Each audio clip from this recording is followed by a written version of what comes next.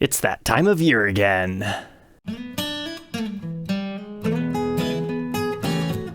Welcome back, troglodytes, to your daily dose of guitar information, the Trogly's Guitar Show. Nope, not Christmas, actually late Halloween. Every October, Joe Bonamassa gets a new signature guitar, which I believe we're on our 9th one now. Starting in 2014, there was a blue Les Paul Standard. 2015, there was a green. In 2016, you had the interesting Treasure Firebird 1s. The following year, the famous Amos Flying V. 2018 had an interesting 355. 19, the Norm Burst. And then in 2020, I actually started documenting these things. So we have the beautiful Black Beauty Les Paul with the cool Epiphone style tuners on it. In 21, we had the awesome Lazarus, which was a really nice 59 Epiphone Les Paul, essentially just in a different finish. But for 2022, they switched things up. And I'm not going to say I'm as excited about this one as I was the previous two, but hey, let's check this thing out anyway. And to be honest, even Joe didn't seem as excited about this release as his previous ones, but it still has an interesting story. So we're getting a custom hardshell case that says Joe Bonamassa Nerdville, CA. That's the name of his like little museum type thing. But this time he decided to stylize it after a 335 that he used for his first studio album, and it's based on 1962 specs. So we got this really cool vibrola thing going on here, a custom made tailpiece, and it's a beautiful cherry red color. However, also in line with 62 specs, you've got the small block inlays. So I don't think there's ever been an official Epiphone 62 reissue 335, so in that aspect, that makes this guitar pretty interesting. And I will say it's got a pretty decent weight to it. It's like not too light, but not too heavy. The trem arm seems to be a little bit different than the Gibson ones. Like it has a bit more of a curve up to it, but it honestly seems a little bit more natural. So maybe that's just kind of a cool vintage spec that they've got going on here. And if we look at the lacquer on the headstock, they've actually aged it. So they try to make it look like his original one. That's the thing I really like about these yearly Epiphone Joe Bonamassa releases is they always have very unique specs. And that's why I think they're worth it. Because for this one, we have Gibson humbuckers in here. It's Burstbucker 2 and 3 pickups. A lot of Joe's signatures will actually have a one-piece neck on them instead of the standard scarf joint that you typically have on these Epiphones. As we've already seen, they also come with a case. So despite this being the most expensive Joe Bonamassa that we've seen yet, I mean, these are running $1,300 brand new, $1,400 if you want the vanity model that you can only find on his website that has his signature inlay on the fretboard. I still thought it was worth picking up to see, is it any good? Because they typically are spec'd well. But you do get an Epiphone COA, which you don't normally get for everything, so that's nice. It even has your serial number on it and a nice little photo of him. And some Epiphone stickers and general warranty manuals, as well as your case key. So far, I will say, this looks a lot better in person than it did in stock photos. But let's go ahead and throw this one on the workbench to take a look at its parts and specs.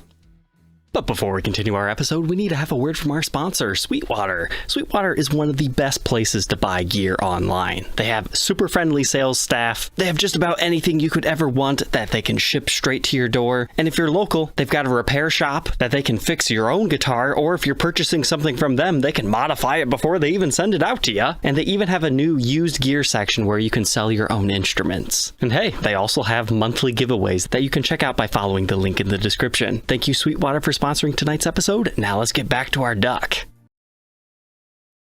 Jumping in here on the workbench, I was curious, how many of these did they make? And I find sometimes Sweetwater will post it, even if other places don't, and it's 2,000. That's quite a few of these this year. That's probably why they haven't sold out instantaneously. Because even though these are kind of expensive, usually these Joe Bonamassa signatures have a tendency to increase in value. However, since there's so many of them, I haven't seen that huge bump in this one yet, but when they eventually sell out, who knows, maybe. But as of right now, it looks like maybe you could even get some dealers to give you a discount. But there's our neck pickup. It is indeed a Gibson Burstbucker 2, which I found it funny on the Musician's Friend website. They don't actually advertise the pickups. They just said proprietary. But no, it's Burstbucker 2 and 3. So cool, Burstbuckers, that's like a $300 value right there. I'm sure they could have made these $1,000 and had regular cheapy Epiphone pickups in it, but I'd rather pay a little bit more and just have it already in the guitar, especially when it's a pain in the butt to wire like one of these guys. As far as in the circuit, it's 8.4 k ohms in the bridge position, neck is 8, and the middle, just for fun, 4.1.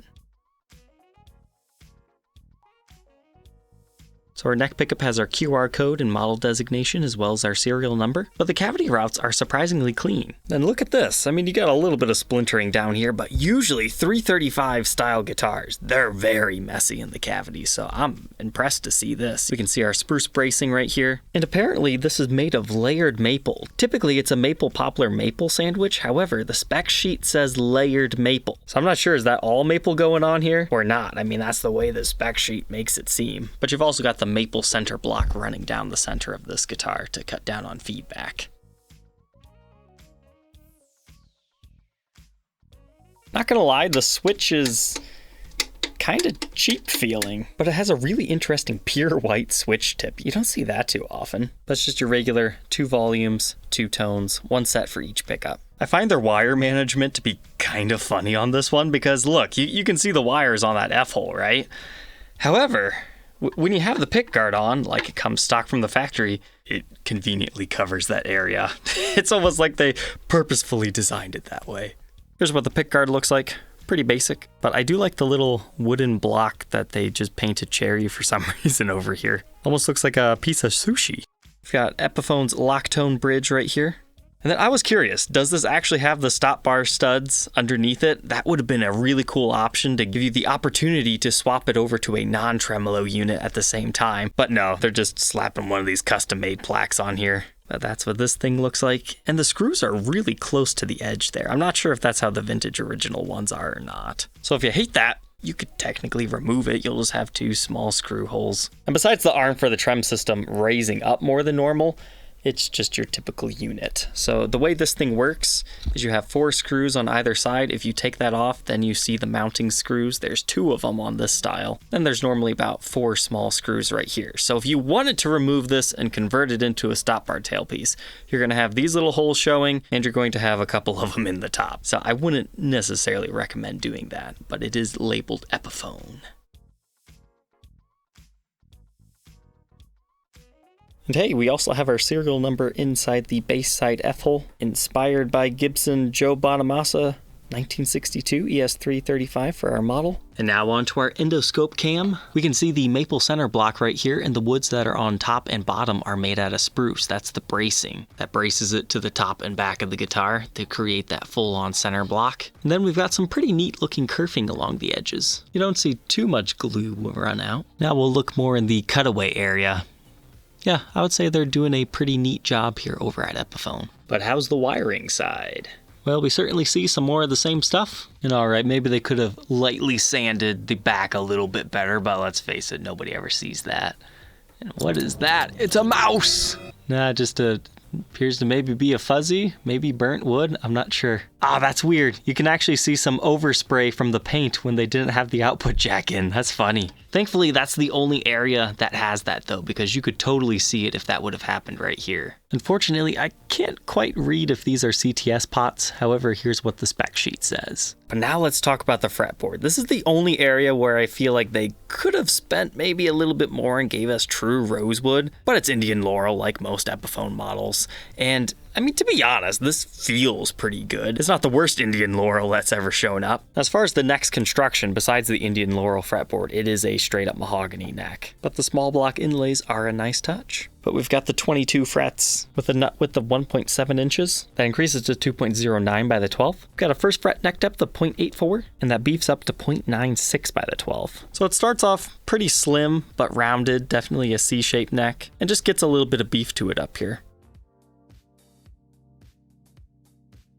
The yellowed over lacquer, that's a nice touch. If it didn't have that, it wouldn't be as cool as it is, and I always love these double ring Clusen tuners, especially when they're the vintage bushing style. But inside the truss rod cavity, you can also see some of the natural wooden color. We've got a blank truss rod cover, 3-screw style. So as far as QC goes, everything's okay on headstock. The body's pretty good. I mean, you can take a few points off for a few splintered ends, maybe in the body. But the only thing that's readily noticeable when you're working on the guitar is there's some unevenness to the fretboard right here. Like it got tapered just a little bit too much. And you can see some tooling marks down here and unevenness to the binding. I would say this particular one had good QC.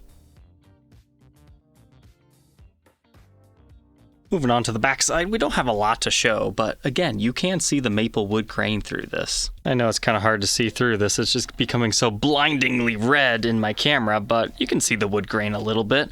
But the Sweetwater stock photo actually had a lot of flame figuring within it. So that means you can technically win the wood grain lottery and maybe find a flame top or a flamed back if you look through enough of these at enough dealers. Now this particular one, I mean, it's got a little bit of dancing to it, but not a whole lot. But you've got a strap button down here and one at the base of the heel, and both the top and back is single ply bound.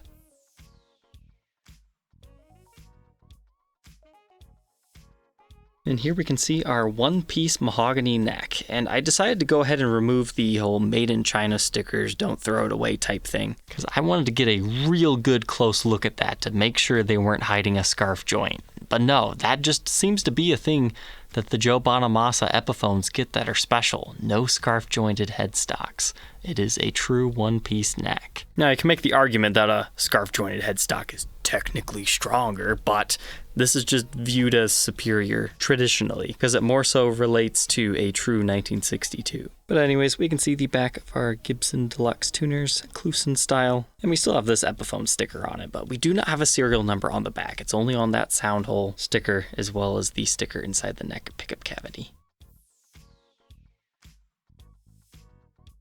All said and done, this one weighs a little over 8.5 pounds, 8 pounds, 9.5 ounces. Let's go ahead, plug it in, and hear how this one sounds.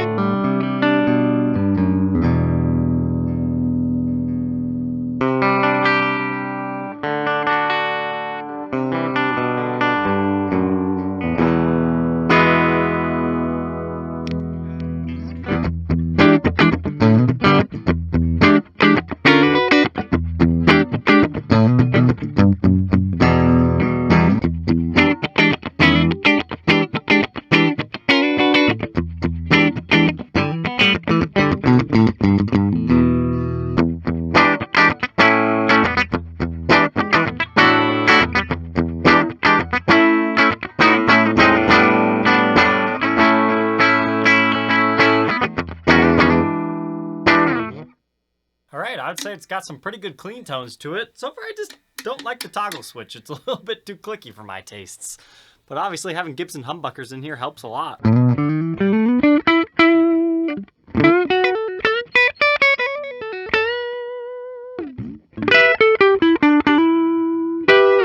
middle has lots of chiminess to it.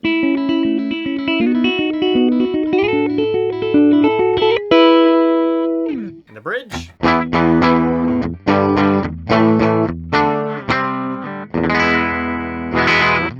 Go ahead and kick on some dirt.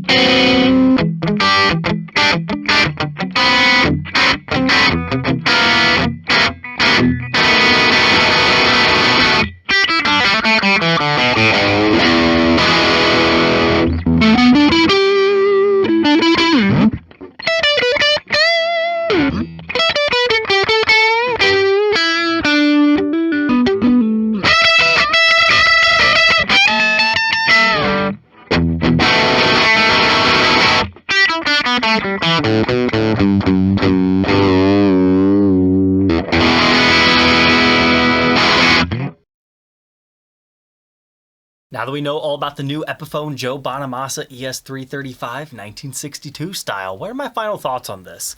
As a guitar, it's very nice. I like the neck profile. I thought it played and sounded really good. And it exceeded my expectations going into this review because I really thought these things looked really janky in stock photos, but I'm pleased with what ended up showing up here. I think the biggest question in people's minds is, why is this so expensive? I mean, $1,300 is quite a bit, because if you compare it to a regular ES-335 from Epiphone's lineup, those things are only $600. So how are we doubling the price and adding $100 here? It's a limited edition, but I mean, they made 2,000. I mean, it's a pretty good amount. But you've got your Gibson humbuckers in here. That's at least a $300 value of it. You've got the whole one-piece neck situation going on, so I would say that's a $100 value. Tremolo systems are not cheap to reproduce. They're very beautiful. Now, whether you like using them or not's a whole different story, but I think we could probably add a $100 premium on that. Somebody would pay that to buy one of these aftermarket. You've got the special limited edition hardshell case. I would say that's worth between, $150 to $200 because it's got the cool yellow interior. So even on the low end of all those estimates, that does double the price, and then where's the last 100 come from? I guess the artist signature and maybe some of the other small specs they changed. So it makes sense, but at the same time, there's much cheaper alternatives even from this brand. So whether it's worth it or not for you, I think it just depends. I probably would not personally put this one in my own collection outside of I just want every single Joe Bonamassa signature or something like that. However, if you're just looking for a nice high-end Epiphone that has the Gibson pickups and you want a 335 in your collection, that's who I feel this is exactly for. But anyways, Troglodytes, I hope you enjoyed tonight's episode and checking this one out. If you're interested in being its next owner, you can check it out on my website, troglysguitarshow.com. Take care.